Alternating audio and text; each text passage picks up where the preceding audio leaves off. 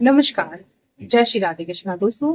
नाग पंचमी, आज के दिन हमें ऐसा कौन सा उपाय करना चाहिए जिससे हमारे जीवन में काल सर्प दोष, संतान संबंधित दोष, नाग दोष, राहु केतु का दोष, अमावस्या का दोष, ये सभी दोष हमारे जीवन से दूर हो जाएं।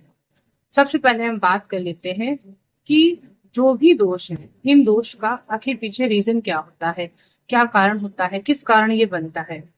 देखिए, जब राहु और केतु के अक्ष के बीच में सारे ग्रह आ जाते हैं तब हमारा काल सर्प योग बन जाता है।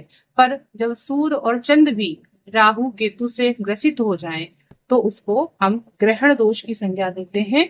इसके साथ साथ वो हमारे जीवन में, हमारे मन, हमारी आत्मा, हमारे जीवन में हर होने वाली तरक्की को रोकता है। काल सर्प दोष तो 12 प्रकार का होता है, परंतु उसका निवारण एक ही प्रकार से किया जाता है। याद रखिएगा, जो संतान संबंधित दोष भी आपको कई बार सुनने को मिला होगा कि इनकी वंश परंपरा रुकी हुई है। इसके पीछे संतान में पुरुष संतति होने के बीच में काफी रुकावटें आ सकती हैं। सब कुछ ठीक होने पर भी कोई भी कारण से संतान उत्पत्ति में, खासतौर से पुरुष संतान नहीं हो रही है, तो यदि आपकी कुंडली में या आपके पास कुंडली नहीं है तो आपके हाथों में वो दोष स्पष्ट रूप से दिखाई देता है। इसका तरीका अलग होता है, मैं आपको इसको दूसरे वीडियो में बताऊंगी। परंतु जिन व्यक्तियों को पता है, जिन जातकों को पता है कि उनकी कुंडली में काल सर्प दोष है और वो काल सर्प दोष किस प्रकार से उनको ग्रसित कर रहा है, चाहे वो आर्थिक स्थिति हो, चाहे वो पारिवारिक स्थिति हो, चाहे वो संतान से संबंधित हो या फिर उनके जीवन में तरक्की, उनकी शादी, उनकी शिक्षा को भी अवरोधक बना देता है। सूर्य जो है वो हमारी शरीर, हमारी आत्मा की कारक होते हैं, हमारे जीवन में उत्तरदायित्व के कारक होते हैं। और जो चंद्र होते हैं वो हमारे मन, माता और हमारे जीवन में हर सुख समृद्धि को दिखाते हैं। परंतु जब राहु और शनि जैसे ग्रह अगर गुरु को, मंगल को भी अगर प्रभावित करते हैं, बुध को प्रभावित करते हैं तो हमारे जीवन में, या शुक्र को प्रभावित करते हैं तो वो ग्रह हमारे जीवन में वो जो सुख होना चाहिए उसे प्राप्त नहीं होने देते हैं। बहुत सारे जातकों की कुंडली में ऐसी कई बार देखने की स्थिति बनी है जिसमें संतान उत्पत्ति नहीं हो पा रही है, विवाह नहीं हो पा रहा है या किसी तरीके से योग वर वधु प्राप्त नहीं हो पा रहे हैं। जैसा कि आपने देखा कि मेरा आज का जो स्वरूप है वो काल सर्प योग से युक्त है। कारण क्या है, मैंने इसको ड्रेसअप किया है ताकि आप लोगों को ज्ञात हो, जब भी कुंडली में सूर्य और चंद्र एक साथ राहु और केतु से बंधे हो तो फिर हमारे जीवन में काल सर्प की स्थिति बन जाती है। परंतु देखने लायक ये बात होती है, क्या सूर्य और चंद्र की जो स्थिति है वो राहु केतु के अक्ष में आ रही है या उनसे विपरीत जा रही है। क्योंकि यही भ्रांति लोगों में फैली हुई है कि अगर किसी की कुंडली में एक तरफ ही सारे ग्रह हैं तो वो काल सर्प योग को युक्त होता है, लेकिन वो काल सर्प योग आपको प्रभावित करता है, वो दोष नहीं होता है। सबसे पहली बात, काल सर्प योग होता है, ना कि दोष होता है। और कुंडली में सभी के काल सर्प योग की स्थिति मुख्यतः, चाहे वो चंद्र कुंडली से देखा जाए या सूर्य कुंडली से देखा जाए या फिर लगन कुंडली से देखा जाए तो बनती है, यानी सुदर्शन चक्र में आपको ये स्पष्ट रूप से लक्षित होती है। अब हम बात करते हैं कि जब भी काल सर्प योग हो तो आपको उसका उपाय क्या करना चाहिए। इसके लिए हम विशेष रूप से नाग पंचमी का दिन, अमावस्या का दिन, चौदस का दिन चुनते हैं, शिवरात्रि भी चुनते हैं। परंतु नाग पंचमी वाले दिन भगवान शिव की पूजा करी जाती है, नागों के रूप में उनकी पूजा की जाती है, क्योंकि वो मनुष्य के सबसे बड़े सहायता करने वाले एक देवदूत के रूप में माने जाते हैं। नागों ने हमारी रक्षा करी थी, तो इस वजह से मनुष्य और नाग का एक आपस में संबंध है। परंतु ऐसा कहा जाता है कि किसी स्त्री सर्प के साथ मनुष्य ने कुछ गलत किया, यानी उसकी संतान की हत्या कर दी, जिससे उसको संतान से संबंधित दोष प्राप्त हुआ।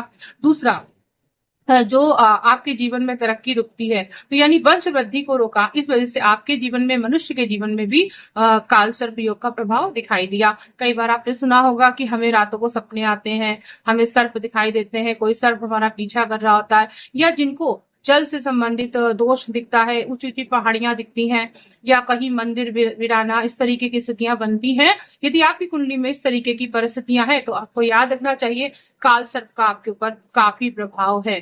परंतु इसका निराकरण भी बहुत सरल नहीं कहूंगी, लेकिन मेरे पास कुछ सरल से उपाय हैं जो मैंने खुद भी अपनाए हुए हैं, इसीलिए मैं आप लोगों को बताती हूँ।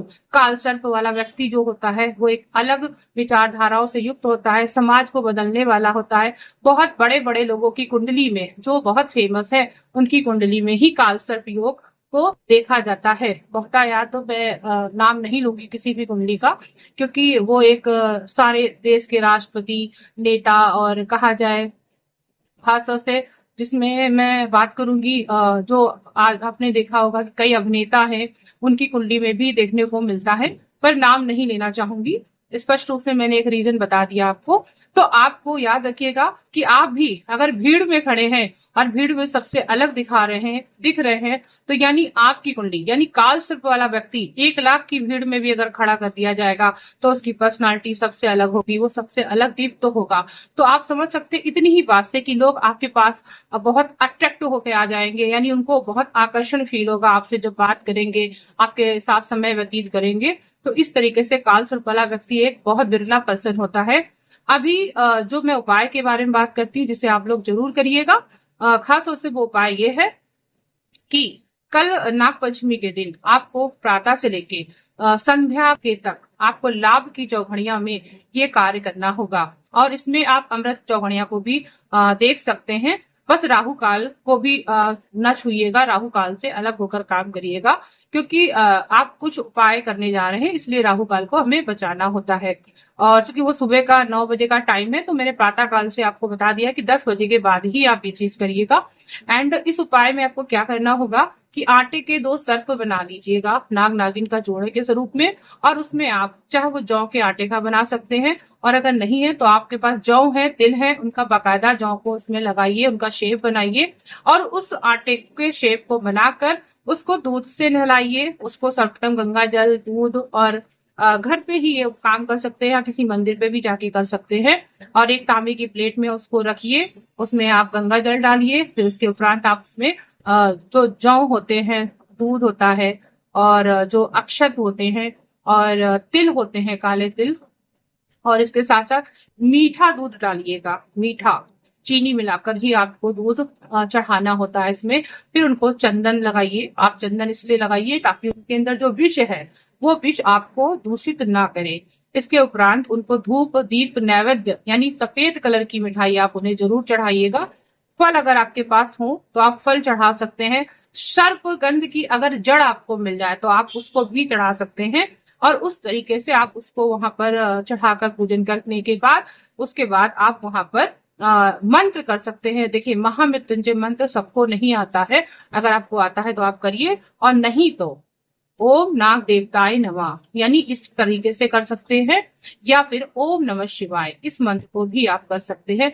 दोनों ही मंत्रों को करने से आपको नाग दोष से आप बहुत अधिक तक जो आपको परेशानी चल रही थी वो आपकी दूर हो जाएगी। इसके साथ साथ आप याद रखिए कि अगर आपके पास चांदी का सर्प अगर अवेल हो, आप बना सकते हैं या खरीद सकते हैं, तो उसकी भी आप पूजा कर सकते हैं, जो कि मैं जनमानस को जल्दी प्रेषित नहीं करती, क्योंकि चांदी जो होती है उसको बहाना इतना आसान नहीं है आज के समय को देखते हुए।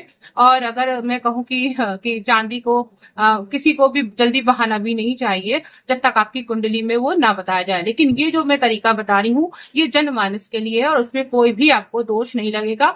ये आप सभी लोग कर सकते हैं, इसमें कोई परेशानी नहीं होगी। और उसके बाद, इस पूजन के बाद, संध्या के पहले आप इस जो पूजन की सामग्री के साथ इसको आप विसर्जित कर दीजिएगा।